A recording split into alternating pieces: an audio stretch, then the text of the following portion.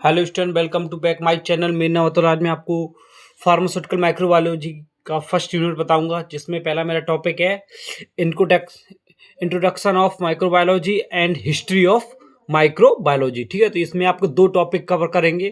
तो चलते हैं, पहला हम इंट्रोडक्शन देते हैं आपको, माइक्रोबायोलॉजी होता क्या है। ठीक है, the term microbiology was the first introduce by the Louis Pasteur. ठीक है, ये जो लुइस पास्चर थे, इन्होंने इस शब्द का यूज किया था। ठीक है, और ये डिस्कवर किया था। Microbiology is simply define as a study of micro organism and microbes. यानी कि आप इस नाम से ही समझ सकते हैं क्या होता है कि माइक्रो यानी कि जो बहुत ही जो हम नेक आइन से नहीं देख पाते हैं, उन बैक्टीरिया या वायरस को देखने के लिए माइक्रोस्कोप की जरूरत पड़ती है। तो उसकी स्टडी को हम क्या कहते हैं? माइक्रोबायोलॉजी। ठीक है, तो ये माइक्रो का मतलब इस हिसाब से आप देख लीजिए। ठीक है, और इसके बाद मेरा पॉइंट अगला कि micro organism are those living things that are too small to be seen with naked eyes. They can only seen by using a microscope. तो जो मतलब जो छोटे छोटे होते हैं, उनको हम किससे? माइक्रोस्कोप से ही देख सकते हैं। यानी कि एक नॉर्मल आंखों से हम इसको नहीं देख सकते। क्या आप अपने हाथ पे जो बैक्टीरिया वगैरह होते हैं, क्या आप अपने हाथ पे देख सकते हो? नहीं देख सकते हो।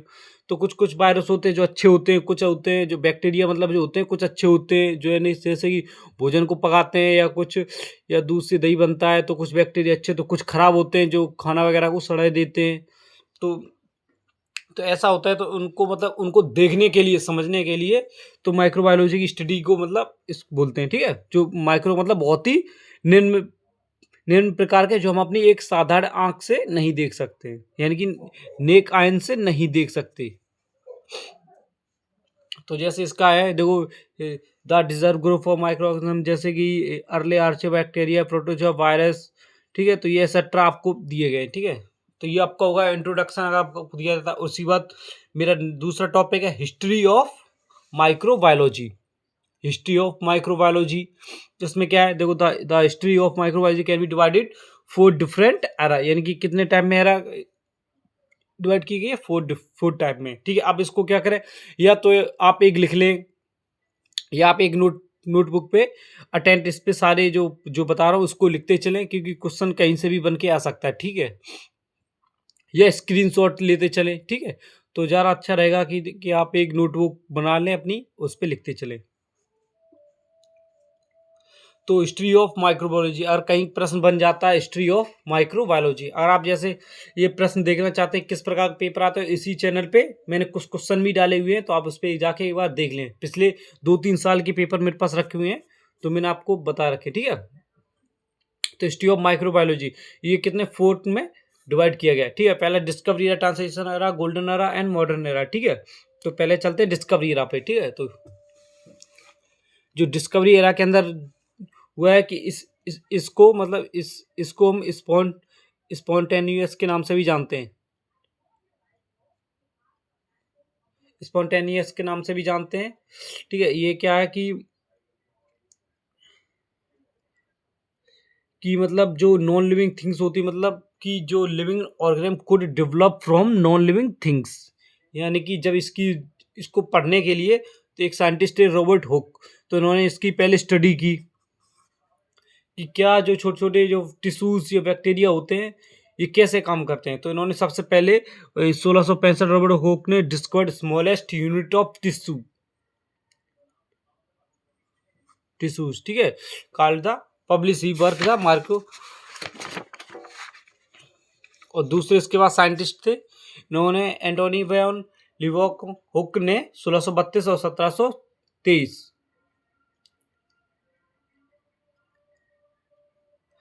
एंटोनी वैन लेवेनहुक 1632 और 1723, जिनका जो जीवन काल रहा है, इन्होंने ही वाज द माइक्रोबायोलॉजिस्ट, और ये क्या, ये फादर भी है माइक्रोबायोलॉजी की। ठीक है, इस बात का ध्यान रखें। फादर ऑफ माइक्रोबायोलॉजी में अगर प्रश्न पूछ देता है, जैसे क्वेश्चन पूछ देता है 2 नंबर में, तो आपको नाम लिखना है। ठीक है, उसके बाद फिर उसके बाद ये ट्रांसलेशन एरा हुआ। तो मतलब ऐसा होता है कि जैसे कि कोई भी किसी प्रकार का कहता है, कि जैसे कोई भी कहता है कि ये चीज़ ऐसे होती है, तो उस पे क्या होता है कि इसकी कमेटी मतलब मीटिंग बैठती है जब, तो कुछ साइंटिस्ट बोलते हैं ऐसे कैसे होगा, ऐसे देखो, तो वो कहता है ऐसे होता है, पर कोई कुछ साइंटिस्ट बोलते हैं ऐसा होता नहीं है। तो क्या होता है फिर कि कुछ दूसरे साइंटिस्ट होते हैं वो कहते हैं कि तुमने ऐसा किया लेकिन ये होता ऐसा है, ये उससे भी बेहतर बताते हैं। तो इस प्रकार की इनके टाइप बने हुए हैं। ट्रांसलेशन एरा में क्या हुआ, जब एक फ्रांस को ट्रांसलेशन एरा में क्या हुआ कि जब एक फ्रांस को 1626 और 1626 1797 की जो जीवन काल में इन्होंने चैलेंज किया, क्या किया, चैलेंज किया कि थ्योरी को, कि स्पॉन्टेनियस के जनरेशन को, यानी कि जो इनकी थ्योरी थी इनकी चैलेंज किया कि ऐसे नहीं ऐसे होता है। तो उन्होंने किया कि he series of experiment of decaying meat, इन्हें किसका, एक मीट का टुकड़ा लिया, किसका लिया, मीट का, it ability to make gods spontaneously. तो उन्हें एक मीट के टुकड़े पे इसको मतलब देखा। तो उन्होंने क्या किया कि जैसे मैं आपको एक सिंपल्स में यही बता देता हूँ, जैसे एक मीट का टुकड़ा ये लिया, ठीक है, और एक मीट का टुकड़ा ये है, और एक ये मीट का टुकड़ा, तीन लिए, ठीक है, इसमें समझना इस थ्योरी में। तो ये क्या, ये एक बर्तन है, ठीक है, इसको बर्तन रख के ऐसे छोड़ दिया खुला, और इसको लिया तो इसको एकदम टाइट ढक्कन में एकदम बंद कर दिया टाइट में, और इसको लिया, इसको, तो इसको क्या एक कपड़े द्वारा बंद कर दिया, कपड़ा, इसको जो कपड़ा नहीं होता है जो, ठीक। तो उसमें देखा कुछ दिन बाद कि ये, कुछ देर बाद कि मांस ये सड़ने लगा, और ये नहीं सड़ा, ये बिल्कुल बंद है इसलिए नहीं सड़ा।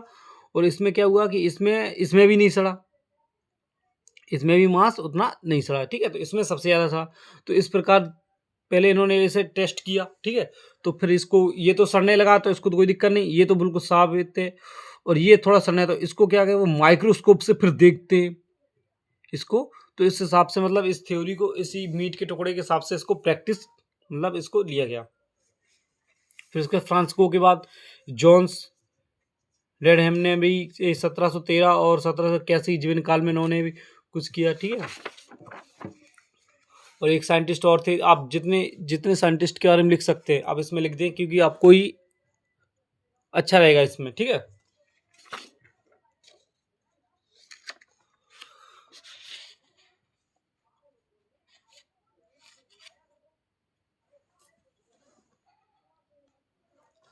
और इसके बाद आता है गोल्डन एरा, इसके बाद आपका आता है गोल्डन एरा।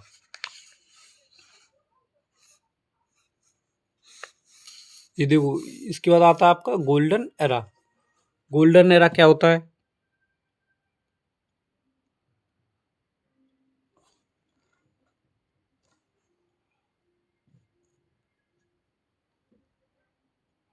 गोल्डन एरा आपका क्या होता है कि जैसे कि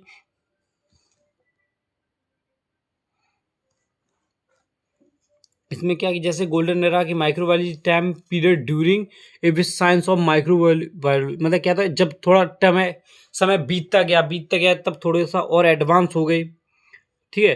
तो फिर लुईस पास्चर ने 1800 मतलब एक 1822 से लेके 1895 में,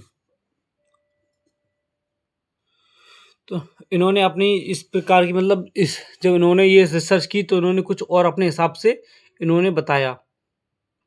ये क्या है, ये फादर ऑफ मॉडर्न माइक्रोबायोलॉजी, ये मॉडर्न में मतलब ये जाके फादर ऑफ माइक्रोबायोलॉजी के बनते हैं, ठीक है। तो उन्होंने अपने कुछ नए नए इसके हिसाब से बताया, तो ये इस प्रकार इसको गोल्डन एरा में इनका नाम रखा गया है। अब आते हैं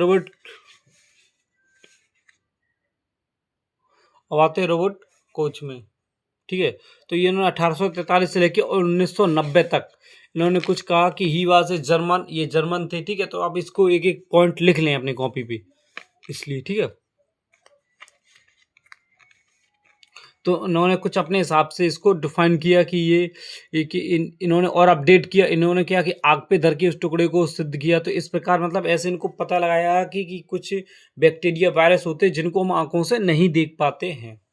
जैसे हमने आपको बताया था कि जैसे खुले में रखा हुआ है तो ये मांस तो सड़ने लगा, ठीक है, तो ये तो पता चलेगा कि ये मांस कुछ गड़बड़ है।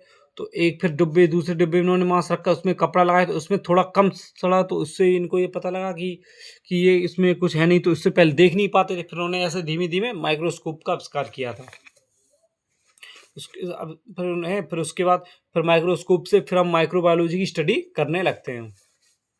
और ये सेंटर एक्सलेंडर हैं फ्लेमिंग 1888 से लेके 1955 तक इन्होंने इसकी मतलब पेनिसिलिन की फर्स्ट एंटीबायोटिक ड्रग बनाई थी इन्होंने, जैसे बैक्टीरिया वायरस वगैरह मारने के लिए बनाई थी। ठीक है, इसके बाद आते फोर्थ ये आता है मॉडर्न एरा, ये चलता है आपका। ठीक है, 1970 से लेके मतलब ये आपका 1970 से लेके bacteria physiology, biochemistry, genetic advance to extent, ये मतलब आपके प्रोफेसर हर गोविंद खुराना अलाउ नियर। तो ये क्या आपका मतलब ये भी एडवांस मतलब उसमें चल रहा है मॉडर्न एरा में। ठीक है, तो इसमें इसके कोई वो पार्ट नहीं है। और आप वीडियो आपकी यही समाप्त है। ठीक है, और वीडियो अच्छी लगी तो चैनल को लाइक कमेंट सब्सक्राइब जरूर करें।